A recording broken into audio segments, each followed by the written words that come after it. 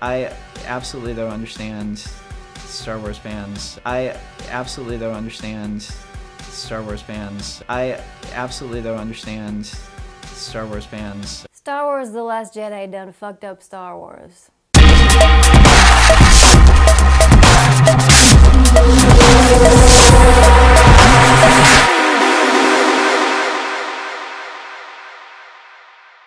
Hey everybody, Lindsay here, aka the Crohn's Ranger, and this is my review for Star Wars The Last Jedi. When I found you, I saw raw, untamed power. And beyond that,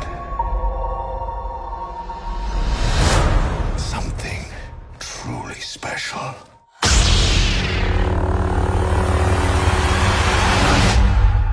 You know, for a while now I've been talking about doing other kinds of videos, not just ones about Crohn's disease. One of my biggest interests is films, movies. So I figured, why not jump in with a review about the most anticipated film of the year? I went to see the movie on Sunday, and let me preface all this by saying I went in with absolutely zero expectations. I didn't watch a single trailer, not even the first teasers. I didn't watch anything about this film before going in. So I was going in blind. I had no expectations. I had nothing built up in my mind as to what this film was gonna be. That being said, I was so disappointed. Not only is this movie on a normal movie scale, it's just a bad Star Wars movie. Star Wars movies are simple stories told on a grand scale. This movie was bloated, and they just, I don't know, they tried to do too many things and turn things around way too fast, and it just fell apart. I didn't disagree with taking things in a new direction, but it was just handled so badly, so badly. First and foremost, this movie was way too long. Everything was stretched out as long as possible. And you'd think, since it was so long, that we would have had little moments here and there to slow down what was going on and have some character development. But we didn't even get any of that. There were a lot of times during this movie that I was just plain bored. There's only so many times throughout a movie where you can put in a ticking clock of, oh no, this thing is gonna happen and we have to do this to stop that thing, and oh, we get that thing done just in the nick of time. And it's a whole movie of that.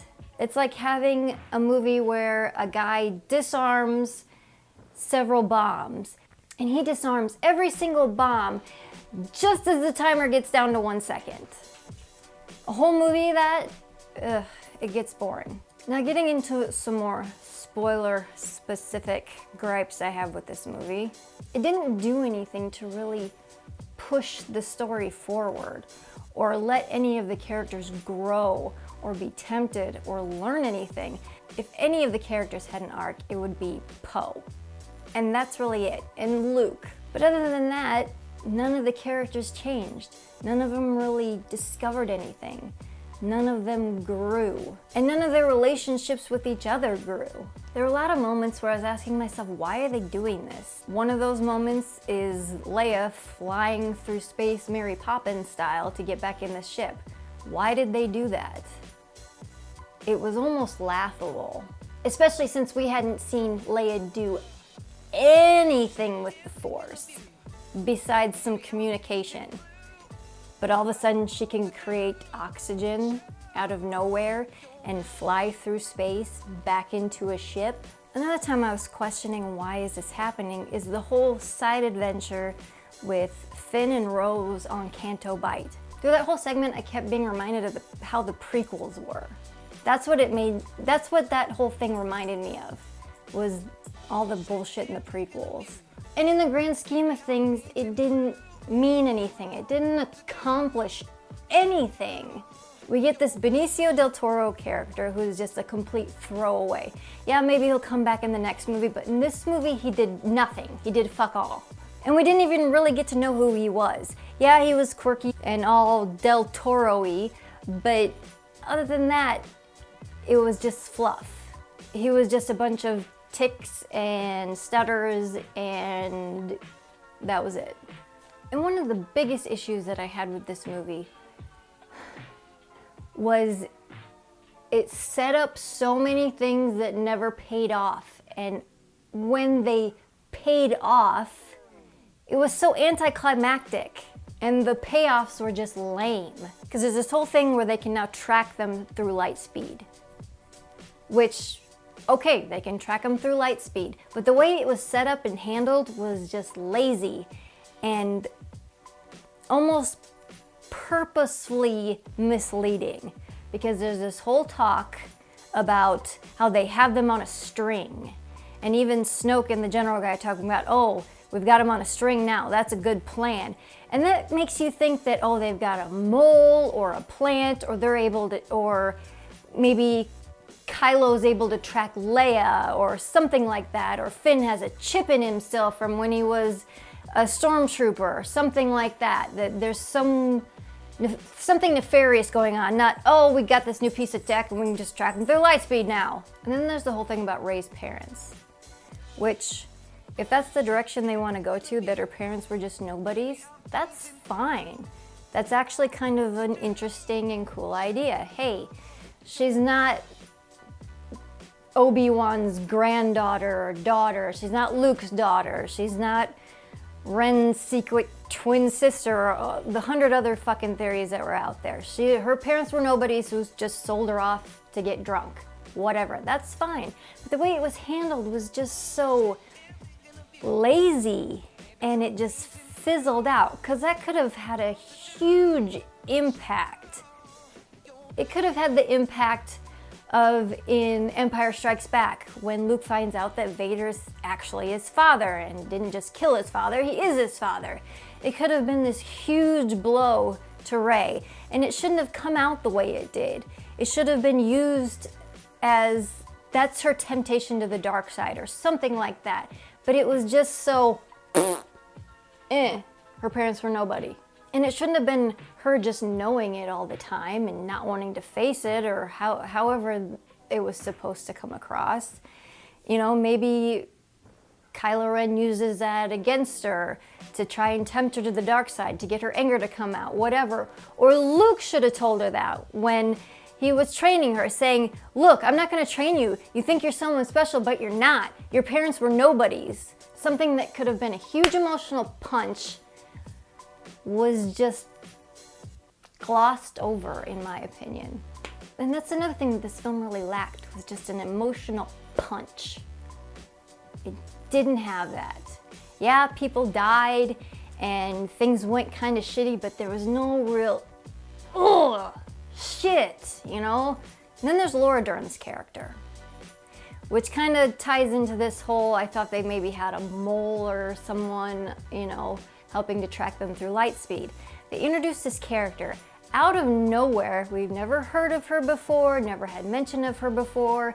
When she pops up on screen out of nowhere, Poe says some side comment about, oh, is that so-and-so from the battle of who's it, what's it? Oh, I expected something different. Is that supposed to give us her character background?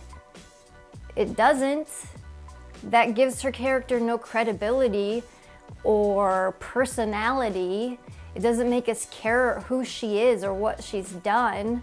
And then we finally see, no, she's a good guy, she's doing the right thing. And why they didn't tell Poe what was going on in the first place is beyond me. But then she gets this huge hero moment, which she doesn't deserve. It's a moment that should have gone to someone else, like Poe, or even Leia. That would have been an amazing way for Princess Leia to go out. She takes off light speed and rips the entire fleet all the fuck. Cool moment. Should have been someone else's. Some of the CGI was terrible. There's a scene where Rey is walking out on the side of a cliff to where the rock is, and it looks like something out of the early 90s. It's just bad, really bad. It's just, When I saw that, I just cringed. And overall, when it comes to this movie, I didn't care about any of the characters anymore. I just didn't. Rey was one-dimensional throughout the entire fucking thing. I mean, yeah, she has to deal with, oh, Luke's not gonna train her, her parents are nobodies, she wants to bring Ren over to the good side, blah, blah, blah, blah, blah. I didn't care.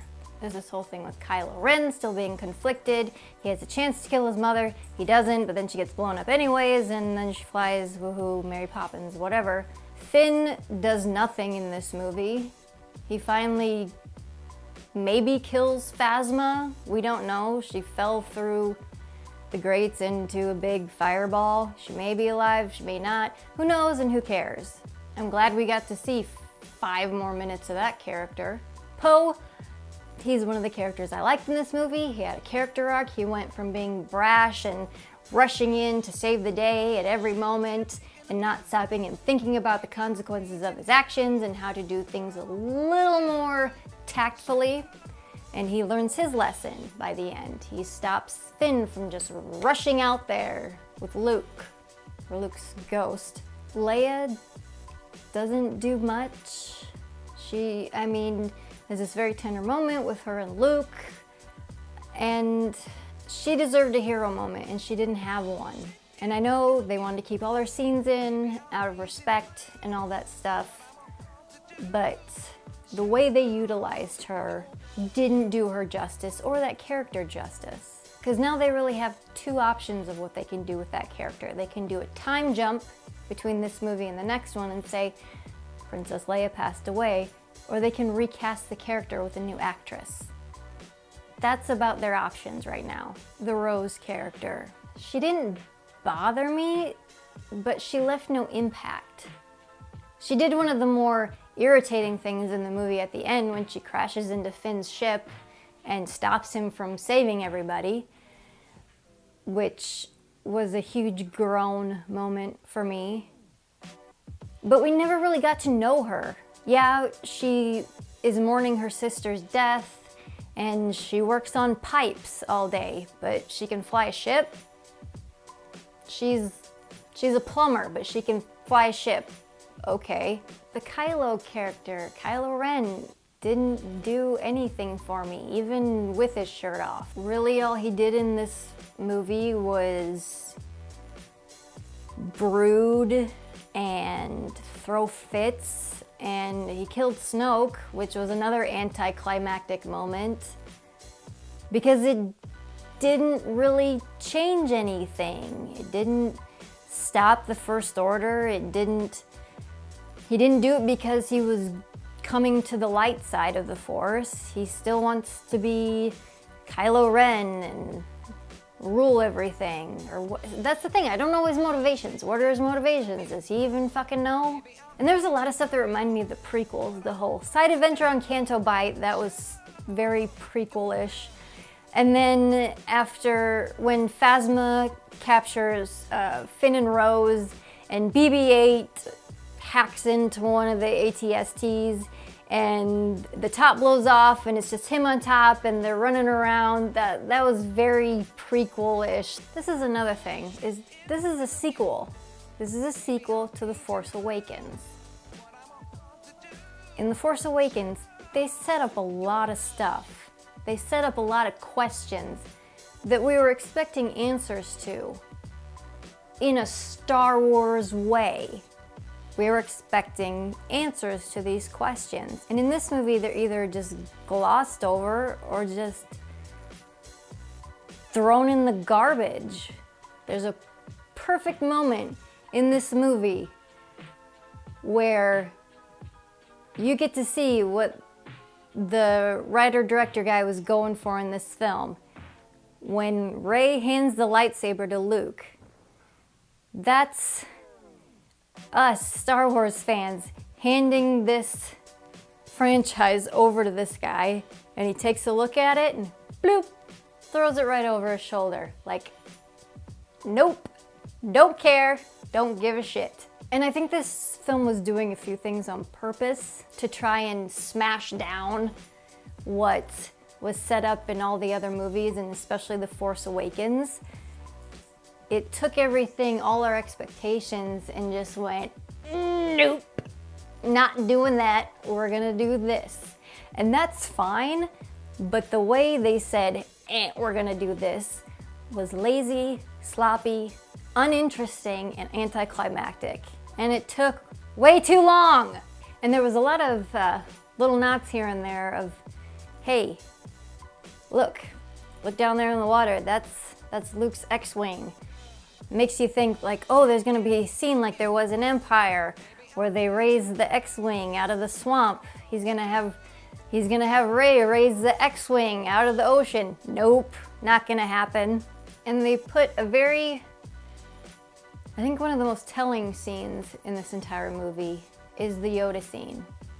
I think that scene was especially for diehard Star Wars fans. And they even used the puppet. Because what Yoda tells Luke is, those books don't matter, this tree doesn't matter, the Force is still gonna be the Force, but we don't need all this other crap to tell us that.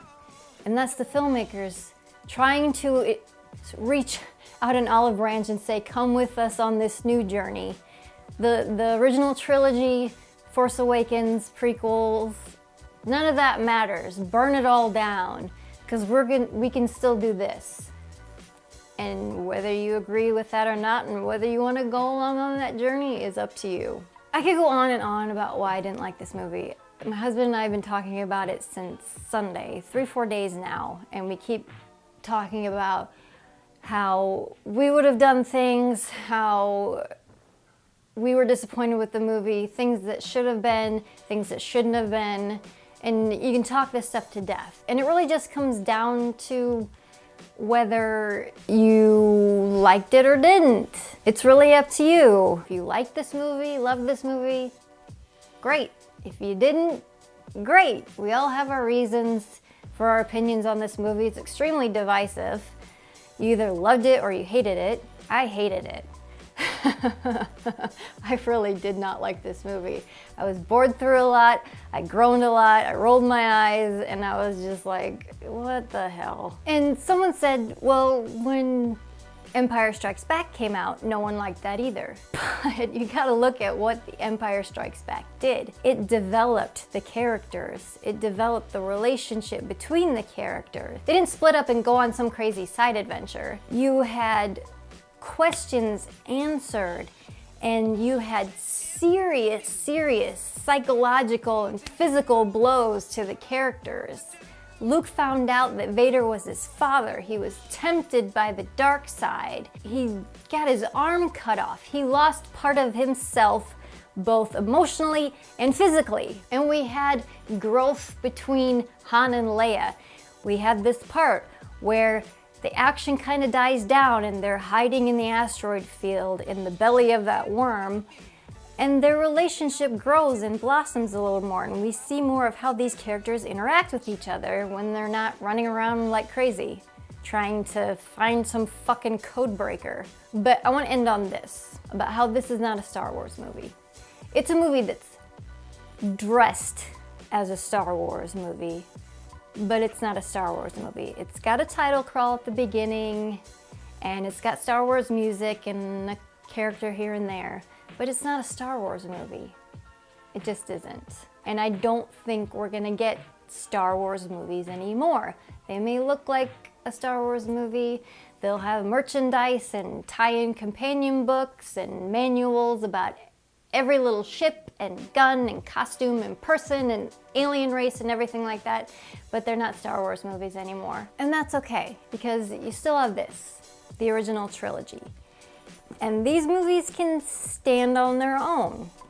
They are a complete story from beginning to end. You don't have to have the prequels to enjoy these movies, and you don't have to have The Force Awakens, The Last Jedi, and whatever the hell they're gonna call the next one to enjoy these movies. So you can find these on eBay, sometimes on Amazon. The pre-special edition original trilogy. I watch them a couple times a year, and this is all I need, is these 3 films. So I'm not gonna get too bent out of shape about the direction the franchise is going now, because because it's not really Star Wars anymore. You can have fun with it. I'm kind of done. I'm not hyped about the next one. After Force Awakens, I was excited. I was like, oh, there's all these questions that they've put out and hopefully we'll get answers. And then after this movie, I'm just like, I'm not really looking forward to anything. Didn't really set up anything that I'm dying to know. So I'll stick with these. I'm good. I'm good with these. And for those of you that are out there watching thinking, who the hell is this chick and why does she think she can talk about Star Wars, blah, blah, blah. Trust me, I know enough about it to have an opinion, to have a credible opinion at that. But like I said, it's my opinion. You can have your opinion. We're all entitled to our opinions. And my opinion is this movie sucked.